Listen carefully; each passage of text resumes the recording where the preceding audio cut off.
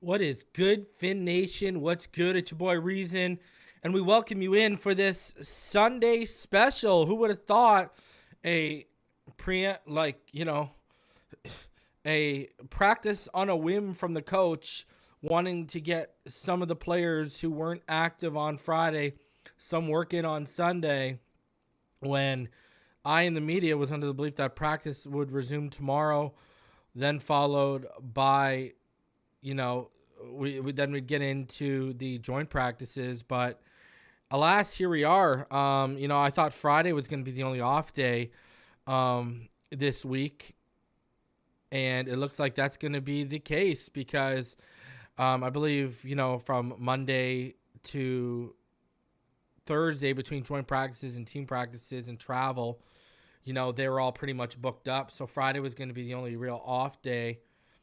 And then the game on Saturday, obviously, which, remember, it's an afternoon game. It's at 4 p.m. Eastern. So, but here we go. We are here Sunday, and it was, again, a rough day for the offense, and specifically Tua Tagovailoa had arguably his worst practice of training camp thus far, as we are 12 days in officially in terms of practices and joint practices, et cetera, stack them up. We're on day 12. And so, hey, we're going to talk about it. Not pretty.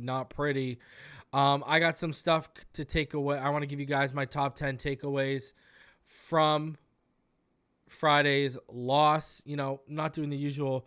It's different in the preseason.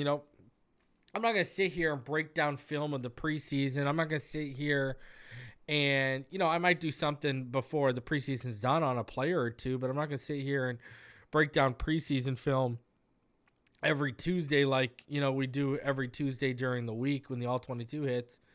You know what I mean? I'm not, remember, the originator of Tua Tuesday, again, often imitated but never duplicated, right?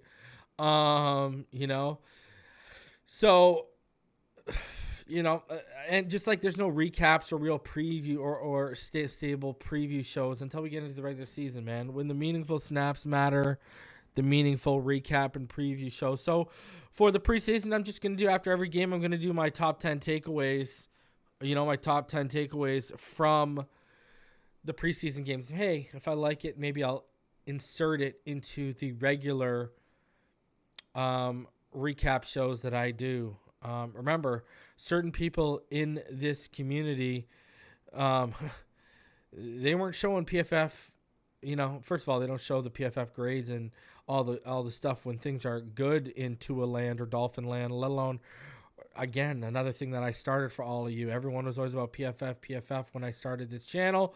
So again, every Monday, part of the recap shows, I've been bringing you since 2020 PFF grades. First guy in this, but now everyone, and since 2020, what have I said? I show them for y'all's amusement, for your intake. I don't really take PFF grades to heart unless they match my eye test. The only real grades they've explained are passing grades, and even still they put in some fictional stats like, turnover worthy plays. As much as we, it's kind of a, you'll never see me use that against anyone, let alone my own quarterback. Because what is a turnover worthy? They happen all the time.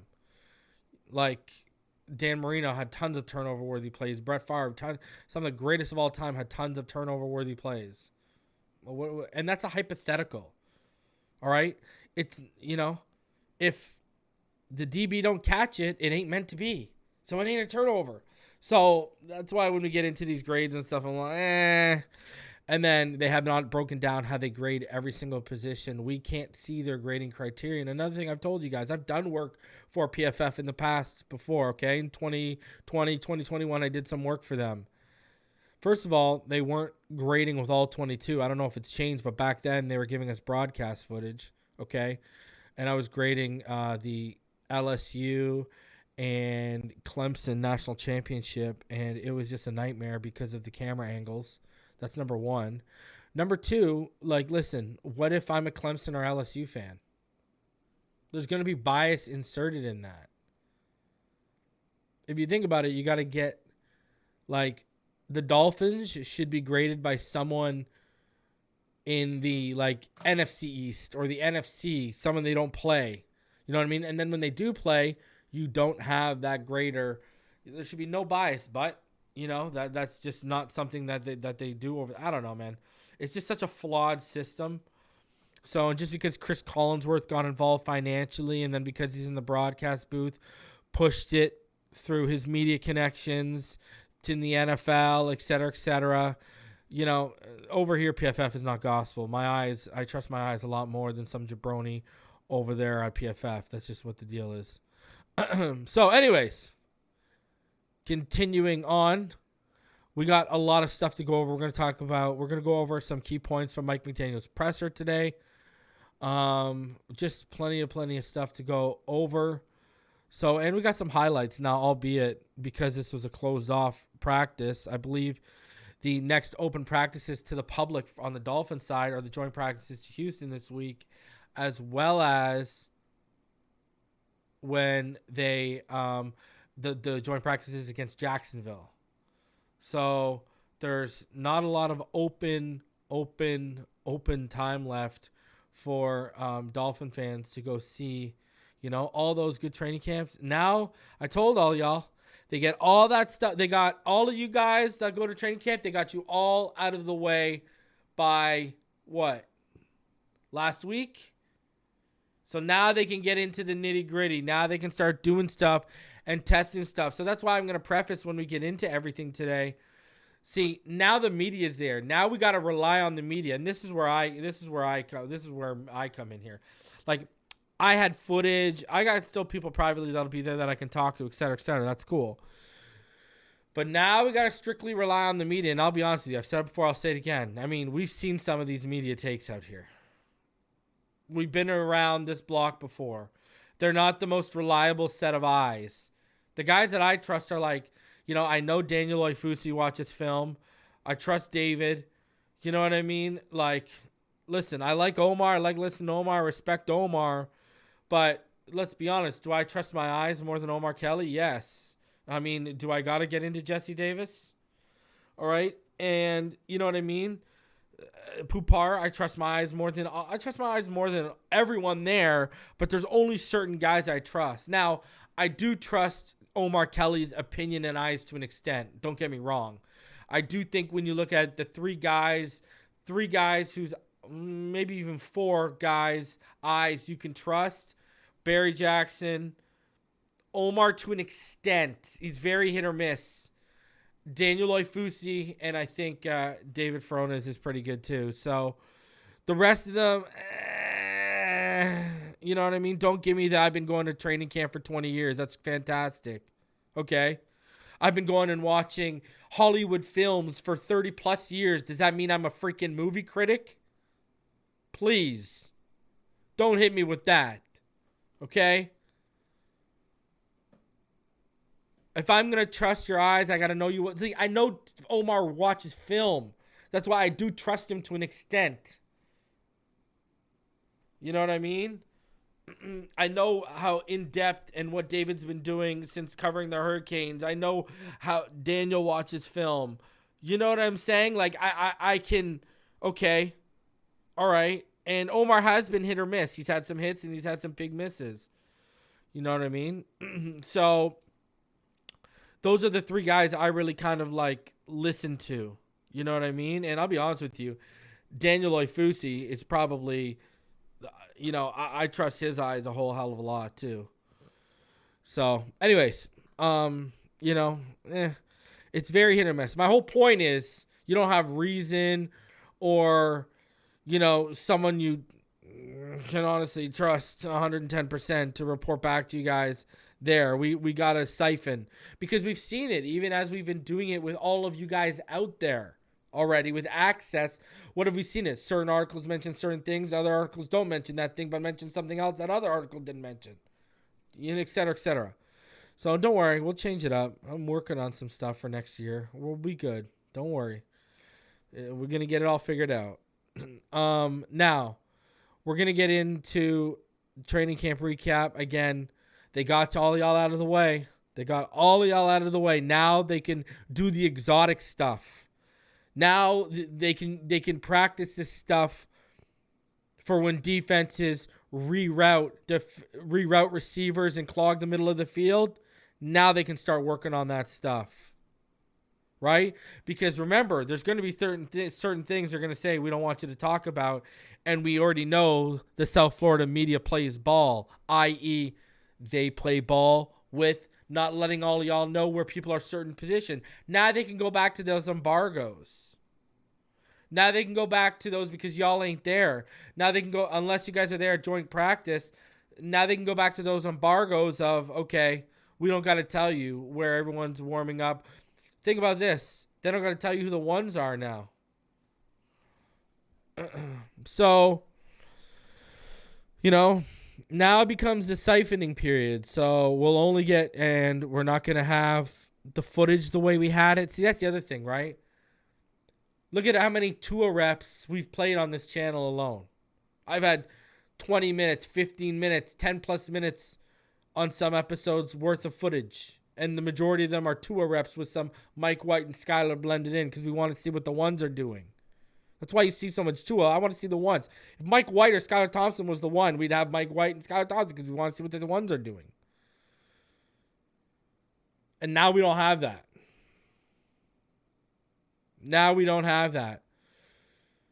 See, this is why I'm not worried.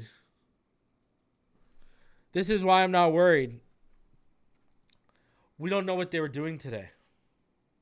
It goes back to the film thing. Do you trust start siphoning guys from the South Florida media? Now we got to rely on them telling us about coverages, about what guys are seeing, et cetera, et cetera. Now, am I worried about the quarterback 2 battle? We'll get into it. We're getting into it. I got a lot of takeaways. Listen, there were positives to come away. You got to stop. We'll get into that. I got a lot of stuff to get into, okay?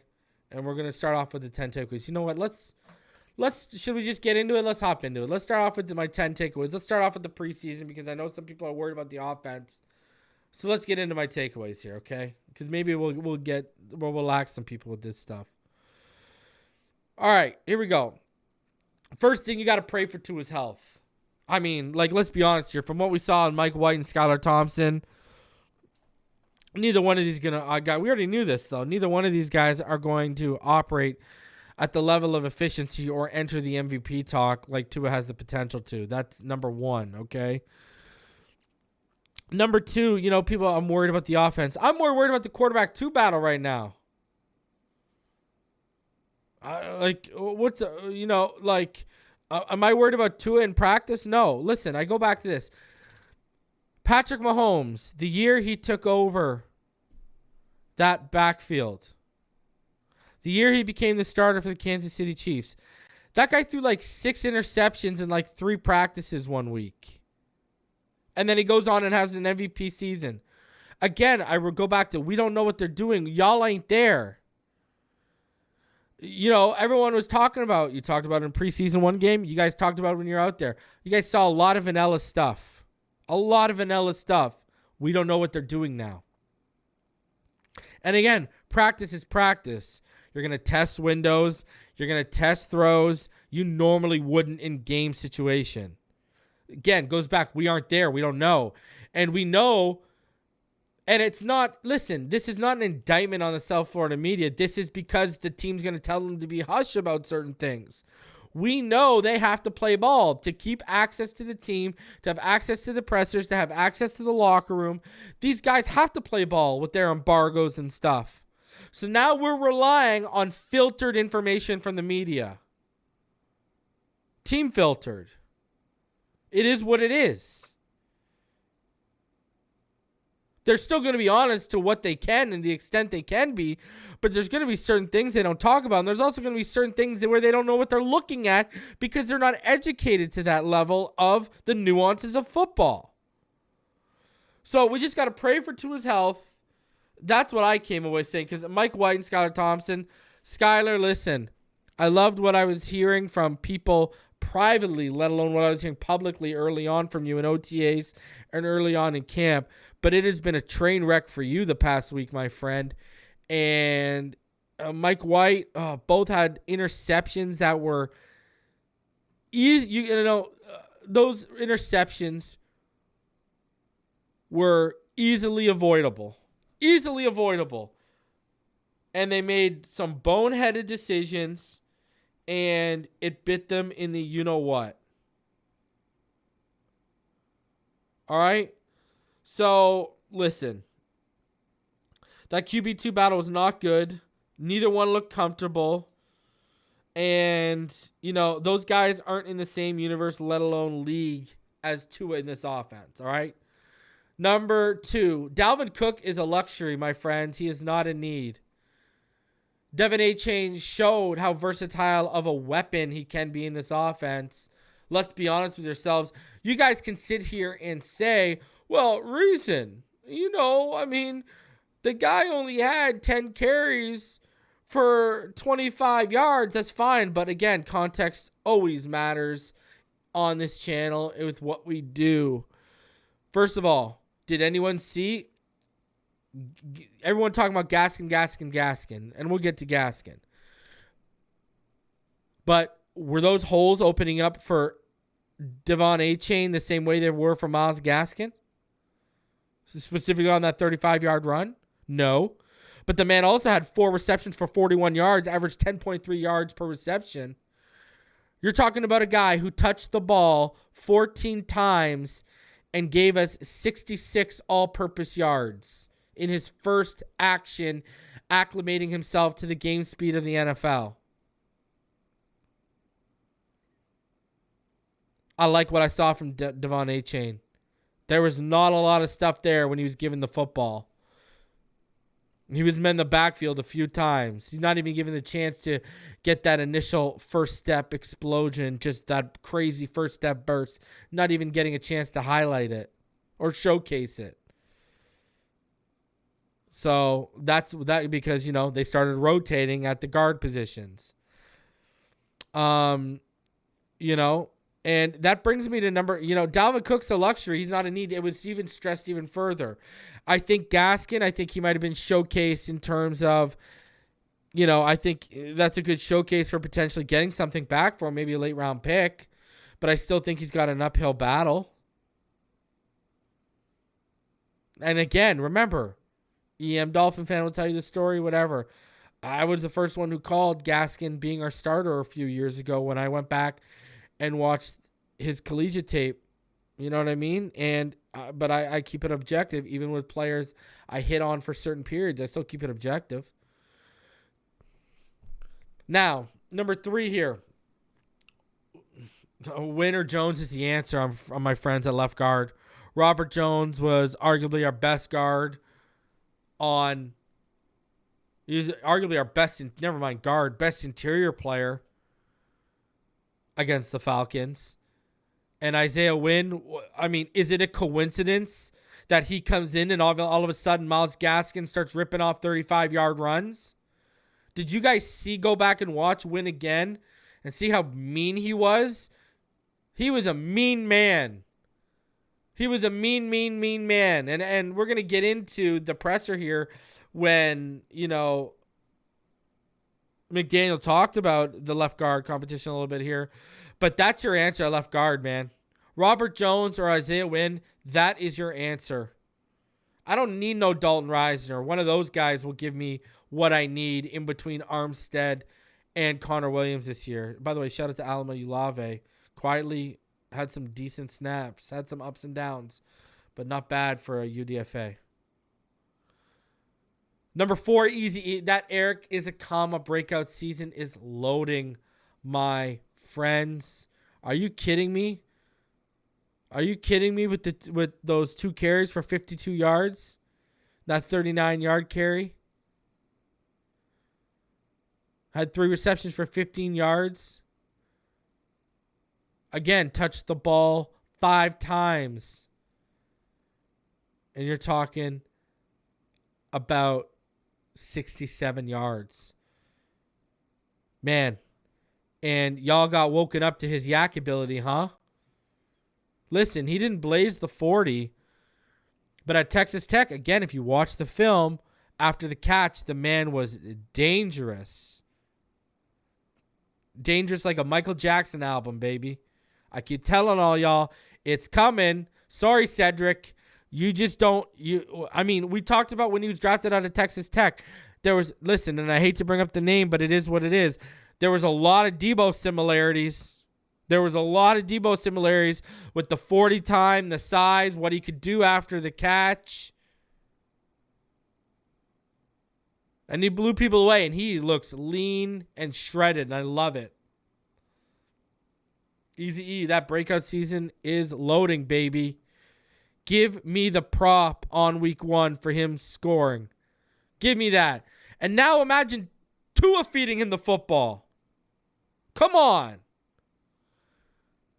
It's happening, baby. Number 5, guys, is Elijah Higgins already Miami's biggest tight end threat? What are we talking about here, guys?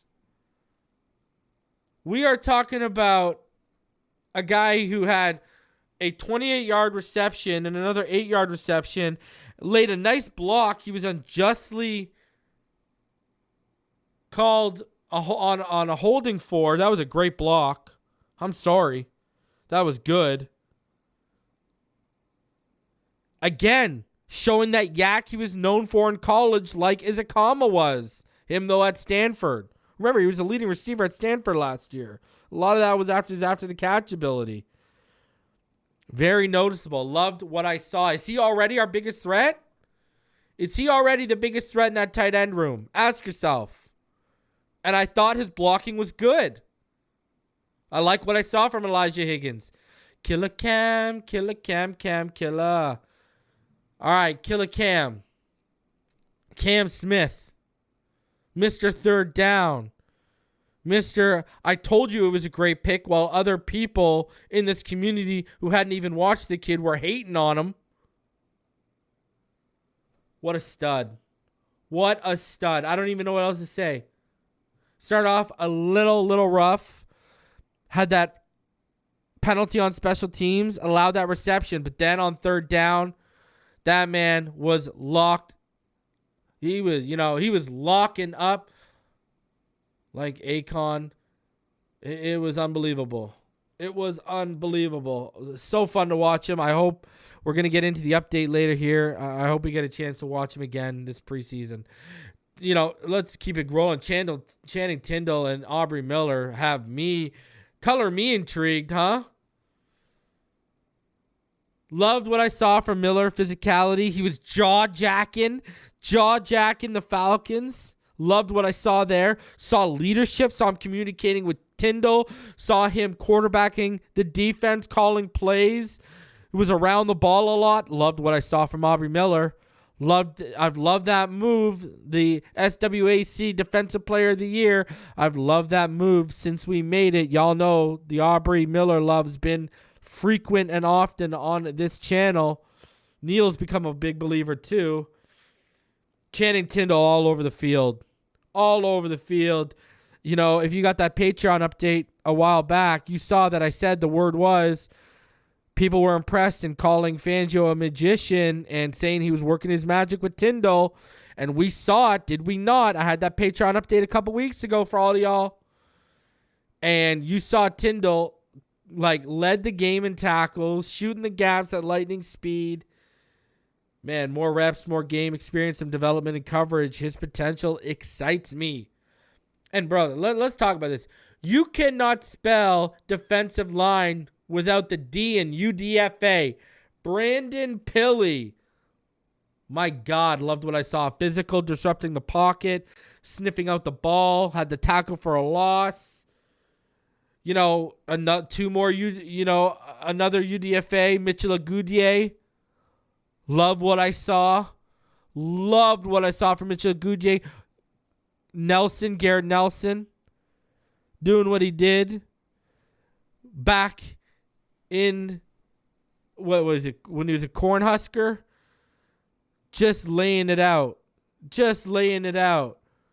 Loved what I saw from Garrett Nelson, man. That man was explosive off the edge. Loved it. Remember, 10.5 sacks, 20.5 tackles for loss over the last 2 years alone at Nebraska. And he's a really good tackler. He had over 122 tackles over the last 2 years. So, man, I like what I saw on that defensive line, and I like what I saw from that UDFA class, baby. Oh, man, it's good stuff. I'm ready to cross out Danny. Sorry, Danny Crossman. It's just, oh, man. I love what I saw from the 8-chain return, but then you give up the big play and, just you can't have that stuff, man. We're seeing it already. We're already seeing punt return touchdowns in the offseason when we've already got questions about you, Danny, and what you've been doing the last couple of years. Not good, man. Not good. And finally for me, 10. And I'm going to put myself up here. Relax. It's preseason. People are watching the stat lines. They're watching the win and loss record like this all matters. But people, it don't matter till September. But what matters now is specific evaluations. Looking at specific players. Go into the game watching players, not the team. I see people mad about McDaniel's play calling. Do you think he cares? He wants to see what these backups can do on 4th down with a chance to punch it in. You guys are acting out here like he's supposed to be calling a Super Bowl game.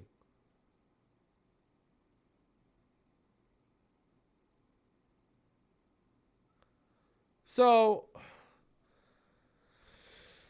it is what it is. It is what it is. I think people just need to relax. It's game 1. Let's keep it rolling. We're getting some answers at specific position battles. And let's start there. And let's keep it moving. Connor Williams, to me, he's getting back into the groove, right? Connor Williams missed OTAs. He skipped all that off-season stuff that we did. And, he's just getting into the groove right now. I'm not worried. From what we saw last year, I'm not worried. He'll be fine. Continuing on, this morning, the Dolphins announced a few moves. They signed wide receiver, former Texan Kiki Kuti, and former Dolphin Jamal Perry's back. They got rid of Mark Gilbert. Freddie Swain has a hamstring injury, so they waived him. He's gone. But Kiki Kuti, because we already know what Jamal Perry is. I mean, the guy's been a Dolphin. How many times now? Was he on his 3rd stint already? Holy God. The guy gets so many chances. It's unbelievable. Hey, they like what they see from him in the body. He must be able to do the little things and have a good head on his shoulders if he can keep resurfacing. So Jamal Perry's back. But in terms of Kiki Kuti, now listen, you got a 4.43 speed guy, a 4.4 guy. But, we're not talking anything big here, right? We're talking about, he offers you something. He's a former 4th-round pick, and he does offer you something on special teams. He's been a kickoff returner. He's been a punt returner before. You know what I mean? So he's ran plays out of the backfield. 85 catches for 966 yards and 4 touchdowns throughout his career. Again, nothing that's going to blow you away. He's like 5'10-ish, 5'9.5", something like that. So, hey, add another body. He can't body for now. There's enough guys, I don't think he's beating out River Craycraft. They love River Craycraft. So, but a couple moves made, some housekeeping for you guys. Few moves to start the day off. Now, let's get into some points from Mike McDaniel's presser today. I'll play it. We'll talk through it, and we'll talk about it when it's done. He addresses Cam Smith, Jaylen Waddle, the left guard competition. I've clipped it out. It was about a 20-minute presser, and I've clipped it down to just under 7 minutes. How are we doing today? Apparently it's raining. You guys hear that? South Florida. It's like a box of chocolates. Mike, never know Cam what you're going to Smith, get. Do you have any update on his condition and when he'll be returning? Well, first of all, I thought that, he's got his feet wet in an NFL game, and he showed his teammates a couple things, and he made some good plays. As far as his injury, we're fortunate that I don't think it's long-term at all. Good. There's, with regard to his treatment and his body, the timeline is a little gray, but it's not long-term at all. Good. I would, next couple weeks could be sooner than later. I'm going to get that sound bite. I couldn't even say that. The timeline really has to do with how his body responds, but those are still open for sure. Mike, after reviewing game tape and film, what did you think of Austin Jackson's performance? Oh, it was what I'd hoped for in terms of. It's funny. I saw him in the hallway yesterday. Was it after the game? Yesterday, I can't remember. And the first thing I told him was like, dude, I was so fired up for that for an MA, and I meant it. And the reason why is because I try to. We really collectively as a coaching staff try to go along the journey with the player, and this dude has gone all in. And what happens when you go all in and you're putting your best foot forward? You tend to care a lot. So, one of the functions of him playing, which were several, was that you get that feeling of competitive tackle football and what happens when something doesn't go right. And what was awesome is he kept his technique.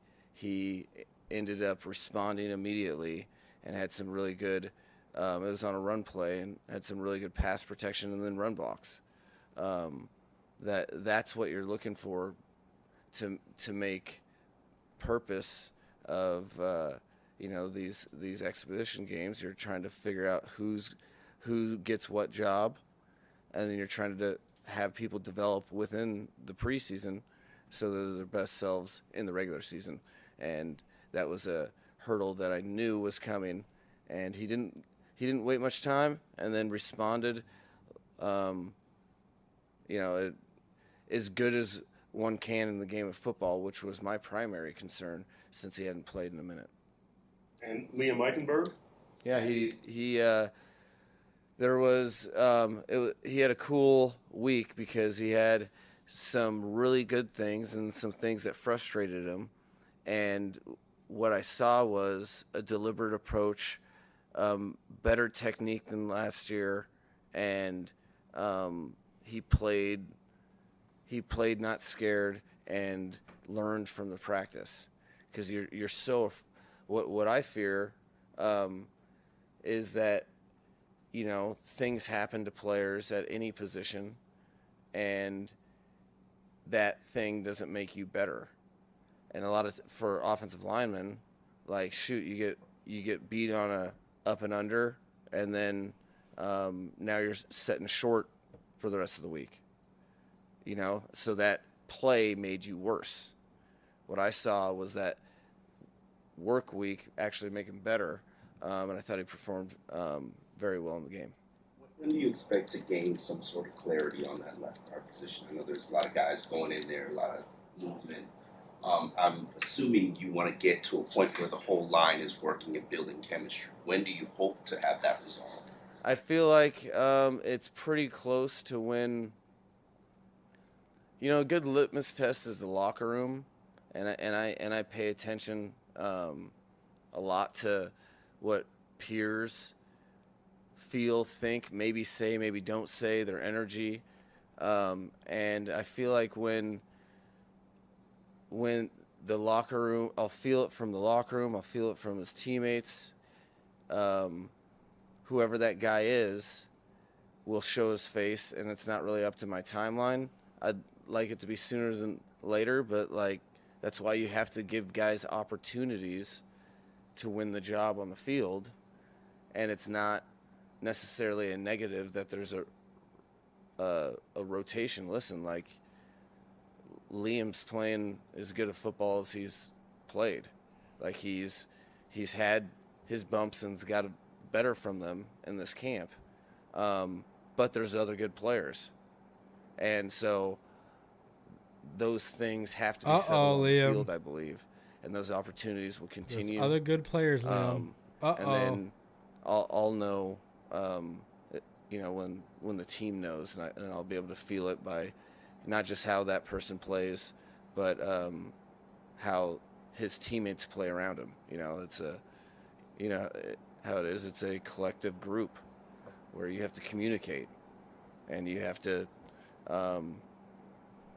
Players can make each other better. They can make each other worse, and we're looking for a guy that plays his best but makes other people better as well. There were no orange jerseys at the last joint practice session. There you go. Would you say You're that's all a wondering message why, to the right? team, or are you done with the orange jerseys? No, it's more joint practices. It's kind of tricky. I don't feel like putting a bullseye on somebody's back.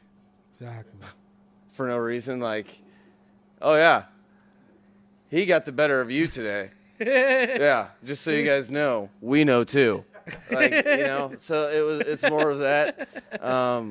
But there were players that were deserving of it, but I wasn't trying to make target practice. So, McDaniel, we were all wondering if he was sending a message with no orange jersey, and it winds out, hey, I'm not trying to put a target on one of my players' back because there were players that deserved it. So that's hilarious. But Liam Eichenberg, he says there's other players on the field, and man, we know it. We know it. We're watching it. Hey, Mike, we get it, bud. We get it. There's other players on the field, right? Hey? And you want to win, right? I get it. I get it. Is your favorite proverb out of the book of Isaiah? I get it, baby. I get it. I get what you're putting down, Mike. So, oh man, I just got to read between the lines like he's writing on a piece of paper. So let's get into it. The training camp. Here's some highlights from today. Now you're going to look at the highlights. You're going to say, oh, damn. Now, Tua did throw 3 interceptions, but he also did throw some touchdowns today. And let's get into it. Let's get into the highlights of today before we get into the recaps of today for all of you. And here you go. Getting that Sunday work in, baby. Getting that Sunday work in.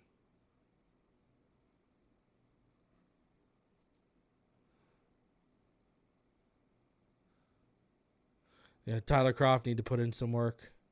That's for sure. Like telling Mike White, don't throw to me, don't throw to me. There's 3 men around me.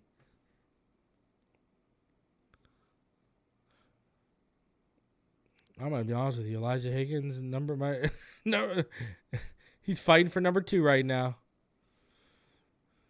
Shout out to Zach, the most underrated man in the universe. River working on his craft. Mr. Eli Apple, enjoy this highlight before Tyreek gives him the work, because that's coming up. Ooh, there's a cheat, a little preview. All day. Man, Mitchell Agudier, we're so stacked. Man, same with Garrett Nelson. We're so stacked on edge. I don't know. Oh, man. Goodier's just working his ass off, man. He deserves a shot. I don't know if we're going to be able to hold on to him. Get the footwork. Show him, Eric. Show him what the deal is. It's easy, baby. Let's go. David Davis. Braxton, who he's dealing with some stitches right now. He's got some stitches, so they're just letting the stitches heal. Coleman. Look at Tyreek give Eli. Nice throw. End zone all day. Touchdown. That's 6. 2 on the move. Cedric showing off one hand in the back of the end zone for 6. And then Tua is making it look like money. But it wasn't all that pretty. I wish it was today, as the offense has another day where it struggles. So let's get into the recaps from today, starting off with the Miami Herald. Tagovailoa throws 3 interceptions and more from today's practice. The Dolphins initially weren't scheduled to have a practice on Sunday, 2 days after the preseason opener against the Atlanta Falcons, but Coach Mike McDaniel acknowledged the possibility of rust for the dozens of players who had not engaged in football activity since the team's second joint practice with Atlanta last Wednesday. So the team conducted its 12th training camp practice inside the Baptist Health Training Complex, and it was one that saw quarterback Tua Tagovailoa get plenty of reps. Unfortunately, it was arguably the worst practice of the summer for the fourth-year player, who threw 3 interceptions and 11-11 work. His first pick was made by cornerback Noah Igbinoghene, so shout out to Noah for making plays. Look at you, kid. Undercut a pass to wide receiver Cedric Wilson Jr. on an out-breaking route along the sideline. The turnover may have gone for a touchdown in a real game. His second was intercepted by Javon Holland, who jumped in front of a deep pass over the middle of the field intended for Tyreek Hill. And the third, in short red zone work, was intercepted in the end zone by Deshaun Elliott. So look at Deshaun Elliott finally making some noise. The veteran safety came away with a deflected pass that was in the vicinity of Wilson, but bounced off his left hand. Even when Tagovailoa didn't turn the ball over, he wasn't his normal accurate self. In 11-11s, he found Hill over the middle for an in-breaking route, but the pass was low and behind the receiver, preventing him from getting any yards after the catch. Tagovailoa tapped his helmet with both hands as if to acknowledge his poor ball placement. Tagovailoa did have some good moments. His best of the practice came in 11-11s, lofting a pass to tight end Julian Hill, who had a few yards of separation on a seam route over linebacker Mike Rose, and would have picked up a lot of yards after the catch. In short red zone work, Tagovailoa's best pass came on a 4-yard back shoulder throw for a touchdown to Tyreek Hill, who beat Eli Apple in coverage. He also found wide receiver River Craycraft and tight end Durham Smythe for short scores. But for an offense that has struggled through the opening weeks of camp, Sunday's practice was another full of things to correct. Here are some other observations. It was another strong effort for the defense, especially in red zone drills. The first team drills of the day were 7-on-7 work with the ball placed at the 10-yard line or closer. Defense allowed the aforementioned scores, but on 2 occasions forced Tagovailoa to hold on the ball because the coverage was so good. Channing Tindall jumped into a passing window and deflected one of Tagovailoa's pass attempts in 11-11 work. Second-year player led the team with 9 tackles in the preseason opener. Said after practice that he's grasping Fangio's scheme much better. That's a very good thing. The team had a session of practice simulating trying to get the ball into field goal range at the end of the first half. With the ball placed near midfield, the offense was unsuccessful in getting in range on a few tries, but on one occasion, Tagovailoa found Craycraft for a 20-yard gain and spiked the ball with 3 seconds remaining to allow for a hypothetical last-second field goal try. One pass rusher that stood out in practice was Malik Reed. While Tagovailoa took every rep in team drills, the offense rotated a slew of offensive linemen, and Reed was applying pressure on multiple dropbacks. Reed is vying for playing time behind Phillips and Bradley Chubb. He recorded a hit and 2 tackles in the opener. Though Mike McDaniel said Cam Smith will be sidelined by his shoulder injury for an intermediate amount of time, the rookie was at Sunday's practice. He participated in individual drills but was not in team drills. And then obviously Ramsey did not practice. Brandon Jones, Keon Crossan, and Bethel. Jaylen Waddle and Braylon Sanders were both out. Alec Ingold and running back Myles Gaskin and offensive lineman Dan Feeney also did not practice. Waddle, who McDaniel said is not dealing with serious injury, later walked onto the practice field in sweats. Jones, Crossan, and Feeney were all seen doing work on the sideline.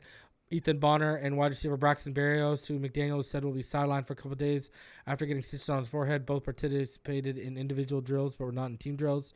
Nick Needham and Tanner Connor remain on the PUP list, but Needham was seen doing work.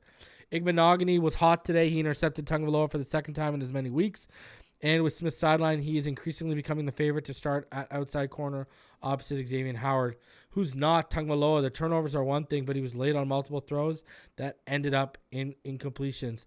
The Dolphins have their next practice tomorrow at 10:30, and it's not open to fans. So, rough day for Tua Tagovailoa. The offense has sputtered the last week, and about 3 of those days,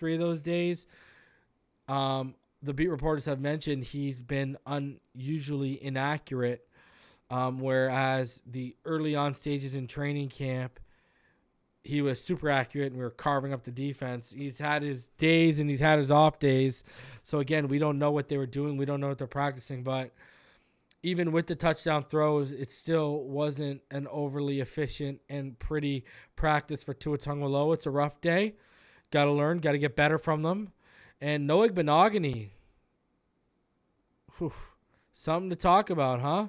Something to talk about. Especially now that Cam Smith is battling an injury, more opportunities are going to be coming for Noah Igbinoghene and a chance to be that starter on the opening Sunday. And I don't know, I'm still a little weary. All right, continuing on. The Sun Sentinel offense has yet another bad day. Waddle appears at practice, and they're stock up, stock down. Tua Tagovailoa threw 3 interceptions in Sunday's indoor practice, his worst showing of training camp, as the offense had yet another rough outing. But don't panic, it just might be a regular part of the back and forth of training camp. Or it might mean the Dolphin defense, which has had a 12-sack performance and a 9-sack performance against the offense, is really, really improved under new defensive coordinator Vic Fangio. And you can make that argument. Look at Channing Tindall and Noah Igbinoghene as the glowing examples. Noah Igbinoghene had the first interception of the day, and it might have been a pick 6. Javon Holland and Deshaun Elliott also recorded interceptions. Elliott's interception deflected off wide receiver Cedric Wilson's hands, but the pass appeared to be thrown behind him. On the final play of practice, Xavier Howard deflected a pass in the end zone intended for Tyreek Hill. The Dolphins offense has now had 5 consecutive bad showings, going back to their August 3rd practice, the one before their August 6th inter-squad scrimmage at Hard Rock Stadium. The starters, for the most part, didn't play Friday against Atlanta. Jaylen Waddle appeared on the practice field Sunday in street clothes, and midway through practice, seemed to walk without any major discomfort. And we saw the first 3 practices matchups between Hill and Eli Apple. And Eli Apple had allowed 2 receptions, and one of them was in tight coverage, and there were no theatrics, however. Tagovailoa took all the 7-on-7 and 11-11 snaps today, most likely because he didn't play Friday. It wasn't all bad for Tua. He threw 2 impressive darts, one to River Craycraft for a touchdown, and the other to tight end Julian Hill over the middle for a first down. McDaniel explained Sunday before practice why no Dolphin players wore an orange jersey, which we went over. McDaniel said Skylar Thompson would likely start against Houston because Mike White started against Atlanta. So there you go.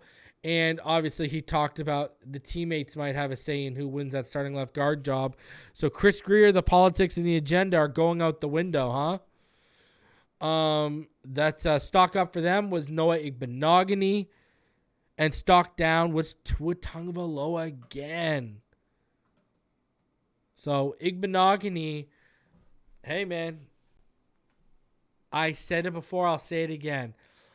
I will happily pay Mr. Ballgame a few $100s to be wrong, and he lives up to his first round draft status. Please. Please. But you got to show me in September. We've seen Noah Igbinoghene be a standout in training camp before. So I got to see now when the season starts. I want to see some consistency when the season starts. He shows me that, hey, that's a fantastic thing. So, listen, Noah might be building the ark, but I'm not ready to get on it yet, okay? Let's be honest.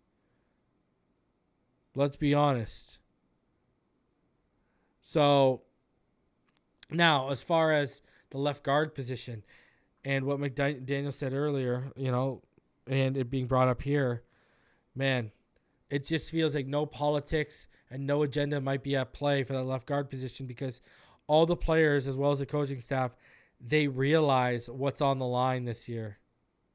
There's too much on the line with how good this roster is. They can't afford a Liam Eichenberg to collapse their season for them. They just can't. So the observations today from the Palm Beach Post, I believe Hal Habib was out there. Tua Tagovailoa, 3 interceptions to Holland, Elliott, and Igbinoghene. Sacks were recorded by Chubb had a sack today, Raekwon Davis, and Malik Reed. It wasn't just a Malik Reed date, so there you go. Channing Tindall broke up a pass, which we saw about. Wilkins did not participate in 11-11, so that's the first we're seeing it today. Hill made a nice play by spinning around Apple to secure that touchdown pass. We saw the highlight. Wilson had that nice one-handed grab we saw the highlight of. Xavier Howard ended it with a pass breakup. Dan Feeney out now. Dan Feeney, Myles Gaskin, and Brandon Jones did conditioning work. So Myles Gaskin and Dan Feeney, there you go. Alec Ingold did not practice. So, Bradley Chubb, Raekwon Davis, hey, we need him to get a little bit, and just like we got to give as much as people are giving grief to Wilkins for not being a complete pass rusher, and that's why he's not getting paid. We got to give that same grief to Raekwon Davis. So when you see his name pop up, getting sacks in practice, that's a positive. Guys, over 350 of you in the room, please smash that like button, subscribe if you're new. Appreciate y'all. We are on our way to 12K, guys. We are not too far off. As I look back, we are not too far off right now. We're about 156 away from 12K, so let's get there. So Dan Feeney, now we're having injuries happening to the interior too. That's not a great positive as well. Places where, I got to be honest with you, Aubrey Miller and Channing Tindall showed the interior linebacker depth may not be as bad as we had assumed, but that offensive line depth beyond guys like Wynn and Robert Jones, and from what they like, the staff, Kendall Lamb, that depth is So, here's hoping it's nothing serious with Feeney. And Gaskin has that big game, but now he's banged up. Add him to the list of Wilson. So 2 of our 5 guys are already dealing with something. Not great. And surely not ideal. So, from SI and what they saw today, again, Dolphins weren't scheduled to practice, but McDaniel had to rethink it because he didn't want those players to be kept out of 4 days without practice. And obviously it was actually for the second consecutive day that nobody wore an orange jersey. So there was a no orange jersey in the second joint practice because he didn't want anyone to be a bullseye. And today there was no. So why was there no orange jersey today? And Chosen was a full participant today, and he was kept out of the preseason opener because of injuries. McDaniel confirmed today. Tua Tagovailoa took every snap in teamwork, and he did not have a good outing, to put it very politely. Obviously picked off 3 times and was more off target than he normally is. So there you go. And Igbinoghene, again, that's 2 of the multiple people that have said it could have been a pick 6.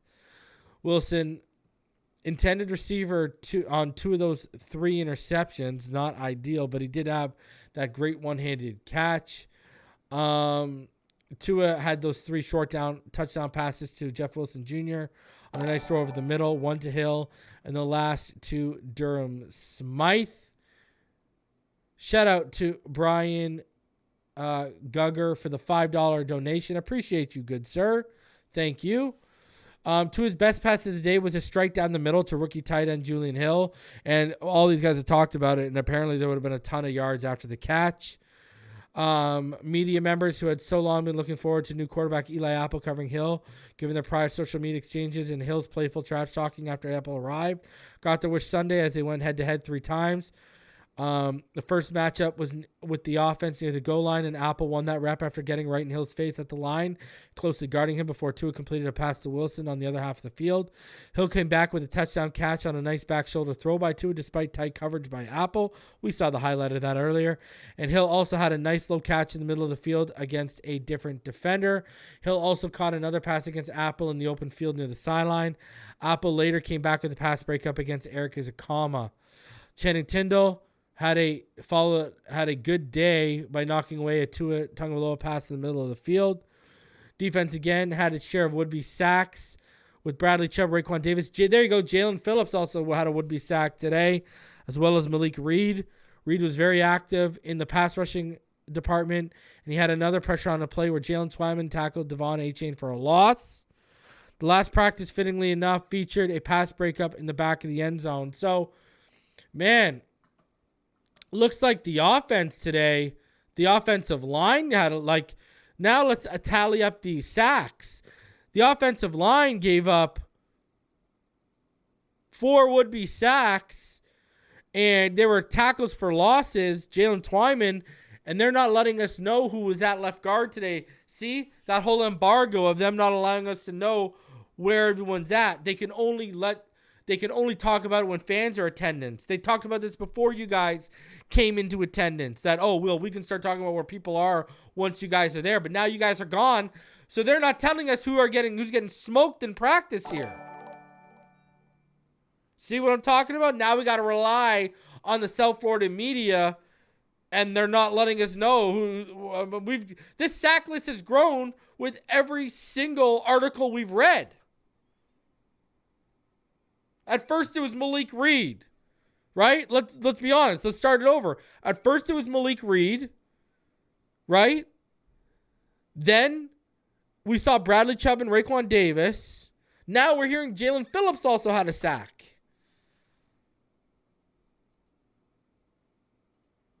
So, ugly day for the offense all around, it seems. Not just Tua Tagovailoa. Offensive line, ole. Just letting everyone through like they're a bunch of matadors. Brian Gugger donates $5. He said, I started watching late, but I wanted to get your thoughts on Chris Brooks. I kept hearing his name come up during training camp, and I thought he looked okay. You know what? I would say that for my final thoughts. It was in my final thoughts. Just stick around here once we wrap up, and I'll get it. But that offensive line, not pretty. I mean, these guys are going to come out, what are these guys going to come out with? Their socks hiked up. You know what I mean? Looking like Tito Santana when he was in the El Matador role. I mean, these are defensive linemen, not bulls. I don't understand this. I've heard of bull rushes being effective, but not bull rushes being so effective. It looks like Bugs Bunny matadoring a bunch of bulls through. Oh, my God. You guys are supposed to be a brick wall, not a bunch of red satin capes flailing in the wind. Oh, my Lord. I want to know. And again, we're under that embargo. We don't know. Right? We don't know. They ain't letting us know. Because I told y'all, now we're under that embargo. But we would have had film today. We would have had all this kind of stuff. We don't have that. So, it is what it is. Now, their stock up, stock down report on SI that we go over. So, Noah Igbinoghene was a top performer today. Igbinoghene has one man standing between him and a starting spot for the season opener, and that's himself. With Cam Smith limited by a shoulder injury suffered on Friday night's preseason opener, Igbinoghene has a clear path to the starting spot if he remains consistent and flashes playmaking ability. The pick six interception he pulled down on Tagovailoa, pass intended for Cedric Wilson during the first 11-11 period, hints that Igbinoghene has turned the page on his past struggles. Javon Holland was the second top performer, undercut a deep route to Tyreek Hill in the second 11-11 period of Sunday's practice, and the interception illustrated the playmaking ability of the former Oregon standout and that he has in this defense, which will ask him to fill numerous roles. Fellow safety Deshaun Elliott also pulled down an interception on a pass that bounced off Wilson's hands. Isaiah Wynn, here you go. So there you go. See, now we're getting a hint. Isaiah Wynn, based on his performance running with the second-team offense against the Falcons, it's a matter of when, not if, he will get the bulk of the first-team reps as a starting left guard. Head coach Mike McDaniel already is hinting that a chance is coming.